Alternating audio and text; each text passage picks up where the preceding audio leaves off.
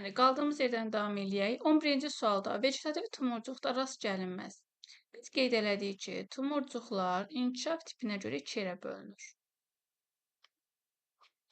Bir var idi vegetativ tumurcuq, bir də vardı generativ tumurcuq.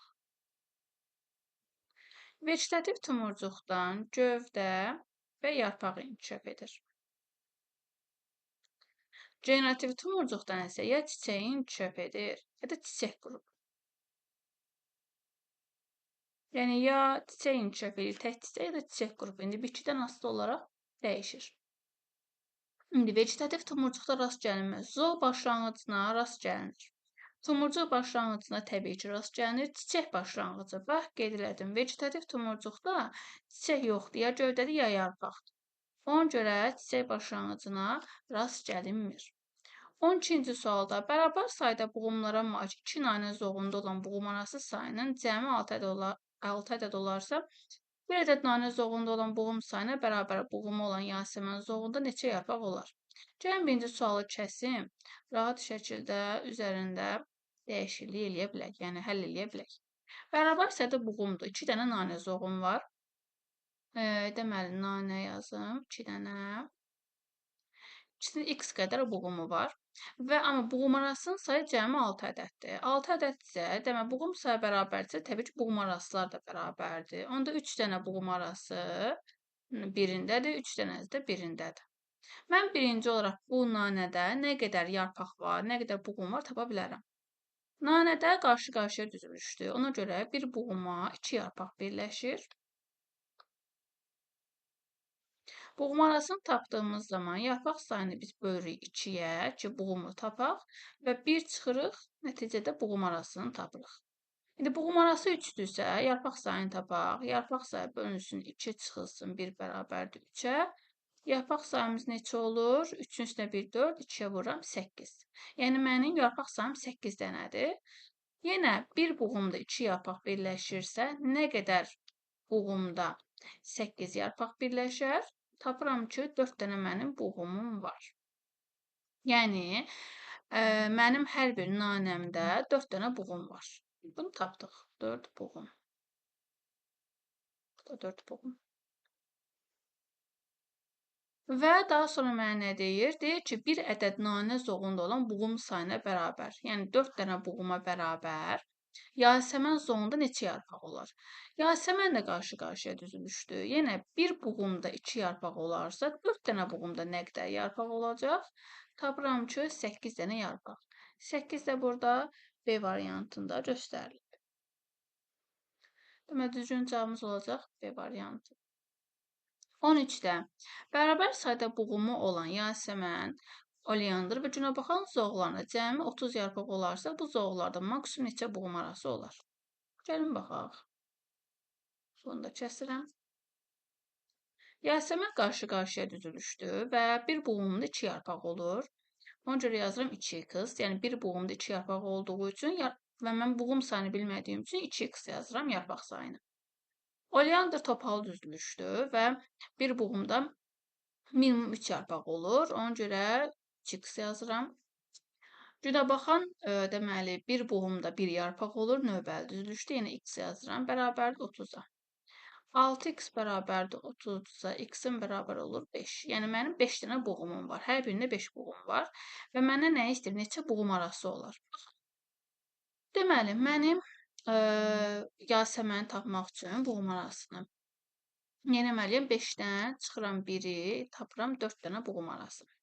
Burada da deməli, oleandr tapmaq üçün yenə 5-dən çıxıram 1-i, tapıram 4 dənə. Burada da yenə deməli, günəbaxanı tapmaq üçün yenə 5-dən çıxıram 1-i, tapıram 4 dənə. Yəni, hər birinin 4 dənə buğum arası var. Yəni, nəticədə onsuz buğum sayı nə qədərdirsə, buğum sayına 1 çıxdığımız zaman buğum arasını tapırıq. Ona görə 5 dənə buğum arası, 5 dənə buğumu varsa, 4 dənə buğum arası olur. Ümumi nə qədər buğum arası olacaq? 4-ü də vuracam 3-ə. Bu da eləyir mənə 12 dənə buğum arası. Bu da düzgün cavab olaraq D variantında göstərilib. Ona görə düzgün cavabımız olacaq D variantı. 14-də, deməli, bu hansı düzülüşdür? Bu növbəli düzülüşdür. Gəlin qara ilə yazım, görünsün. Bu hansı düzülüşdür? Bir buğum, iki yarpaq birləşir deyə qarşı-qarşıyadır. Burada isə bir buğuma üçdən çox yarpaq birləşirsə topalıdır. Növbəti düzülüşə aiddir cökə, alma, toz ağacı. Cökə deməli birə aid olacaq A. Qarşı-qarşıya düzülüşə aiddir Cizitcan, Reyhan, Nanə, Yasəmən. Onca 2-yə aid olacaq B. Topalı düzülüşə aiddir Qarağagözü. 3-ə də aid olacaq C. Elə 1-ə A, 2-yə B, 3-ə C. Düzgün cavabımız C variantı olacaq. 5-ci sualda deyir, şəkildə göstərilən yeraltı şəkil dəyişmə haqqında hansı fikir yanlışdır? Şəkildə trupdur. Trupda deməli meyvə kökdür.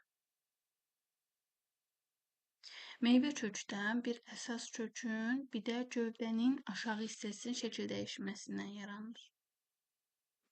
Gövdənin aşağı hissəsi. İndi əsas kök bu gövdənin yeraltı şəkil dəyişməsidir. Bu düzdür. İrilik bitkilərdə müşahidə edilmir. Bəli. Buna birillik bitkilərdə olmur. Yəni meyvə kök. Düzdür. Üzərində bilavasitə əlavə kök inkişaf edə bilər. Yəni gövdədən əlavə kök yaranır. Ona görə düzdür. Bir bitkidə sayı bir və daha çox ola bilər. Xeyr. Bir bitkidə sayı yalnız bir dənə olur. Yəni çox ola bilməz. Ona görə elə D variantı səhvdir. 16-da verilən fikirlərdən hansı yanlışdır? Kökün uc hissəsində yerləşən təcüz toxum hüceyrələri daim bölünür. Əmələ gələn hüceyrələr kökün enine istiqamətdə böyüməsini təmin edir. Baxın, elə A variantında səhvlik var, eninə yox, uzunluğuna. Uzunluğuna istiqamətdədir. Ona görə A variantı səhvdir. 17-də. Yarpaqlar topa düzülmüş bitkidə en qədər yarpaq var. Bu bitkidə olan buğum aralarının maksimum sayını tapın. Bir buğuma topal düzülüşdə 3 yarpaq birləşir. Mən buğum arasını tapmaq üçün yarpaq sayını bölürəm 3-ə və çıxıram 1-i. Nəticədə buğum arasını tapıram. Yəni düşdürümüz nə olacaq? Yarpaq sayı, yəni n bölünsün 3, çıxılsın 1. Bu da məndə D variantında göstərilir. 8-də deyir, aşağıda həyata keçirilən calaq prosesi verilmişdir. Calaq prosesi ümumiyyətlə calaqla çoxalma, vegetativ çoxalmanın bir növüdür. Burada kökü torpaqda olan bitki adlanır calaqaltı və yaxud biz buna deyirik anac. Ona calanan isə adlanır calaqüstü və yaxud deyirik biz buna qələm. Yəni calaqaltı, anac və yaxud calaqüstü qələm. İndi bununla əlaqəli olaraq verilən fikirlərdən hansı doğrudur? X olaraq göstərilən anac, Y olaraq göstərilən isə qələmdir. X burada bir bitkidir, Y bir bitkidir. Yəni burada X anac deyil. Burada, yəni X bitkisində bu, yəni kökü torpaqda olan bitki anacdır, yuxarıdakı qələmdir. Burada da həmçinin Y bitkisindədir. Kökü torpaqda olan anacdır, ona calanan qələmdir. Yəni burada X anac, Y qələm deyil. Ona görə bir səhvdir. Z bitkisinin kök və yeni əmələ gələn yarpaq hüceyrələri fərqli genlərə malikdir. Bəli. Çünki Y hüceyrəsi, daha doğrusu Z bitkisində Y başqa bir, daha doğrusu anac başqa bir bitkinindir, qələm başqa bir bitkinindir. Ona görə anacın, yəni kök torpaqda olan bitkinin genləri ayrıdır, qələmin genləri ayrıdır. Ona görə düz deyir. Z bitkisinin əmələ gətirdiyi toxumlarda Y bitkisinin genetik materialı olmayacaq. Z bitkisinin əmələ gətirdiyi toxumda Y-inki olacaq. Niyə? Çünki nəticədə belə deyilir, bu bir bitkidir. Kök torpaqda olan bitkidir. Yəni bu anac olsa belə bunun genlərinə malik də olacaq. Yuxarıdakı qələmin də genlərinə malik olacaq. Yəni toxum hər ikisinin genlərinə malik olacaq. Orada 3 səhv. Düzgün cavabımız olacaq yalnız 2. Bu da B variantında verilir. Hansı bitkinin yarpaq damarlanması paraleldir? Damarlama 2 növü var. Bir hissədən kesim. Baxın. Damarlanmanın, yarpaq damarlanmasının biz əvvəllər dedik 3 növü, daha sonra dəyişildi və 2 növü deyirik biz buna. Paralel və torvari. Paralel damarlamaya aiddir buğda, qamış, yəni qısaca deyirik birləpəlilər. Torvari damarlamaya aid ikiləpəlilər, məsələn, çinar, üzüm, palıd bunlara aiddir. Yəni paralel damarlanma bizə nə aiddir? Birləpəllər, buğda, qamış, məsələn, çovdar və s. İndi buğda burada verilib, deməli düzgün cavabımız olacaq A variantı. Saplaqsız yarpaqlara aiddir. Baxın, yarpaq iki dənə hissədən ibarətdir. Bir saplaq, bir də ayadan. Saplağı olmayan yarpaqlar adlanır oturaq yarpaqlar. İndi hansı yarpaqlar oturaq yarpaqlardır? Kətan, qərənfil, bir də aloe. Bunlar oturaq yarpaqlardır. İndi baxaq. Noxud deyil, atşabaldı deyil, cökə deyil, bəli, qərənfil. Qərənfil oturaq yarpaq.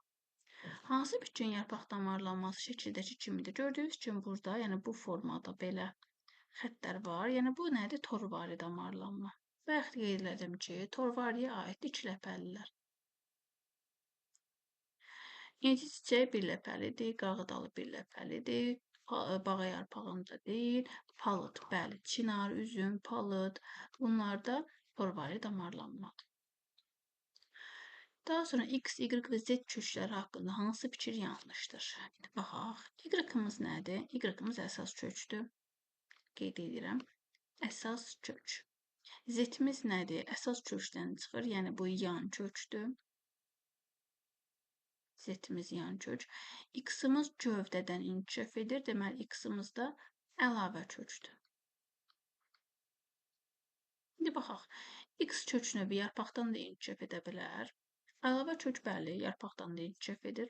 Y kök növü bir bitkidə bir ədəd olur. Əsas kök bəli, bir bitkidə yalnız bir dənə olur. Z kök növü bilavasitə gövdədən çıxa bilər. Z yan kökdür. Gövdədən çıxırsa əlavə kök olacaq. Yəni yan kök olmayacaq. Ona görə C variantı yanlışdır. 23-də aşağıda bir bitkinin yarpağının eninə kəsik verilmişdir. Birinci nədir? Birinci bizim dəriciyimizdir. İkinci bizim sütun var toxumadır. Çəpər parenximada deyirik. Üçüncü bizim süngər var toxumamızdır. Dördüncü bizim deməli alt dəriciyimizdir. Yəni bu üst dərəcə idi, bu alt dərəcə idi. Beşinci bizim qapayıcı hüceyrəmizdir. Paxla şəkilli formada olan qapayıcı hüceyrədir.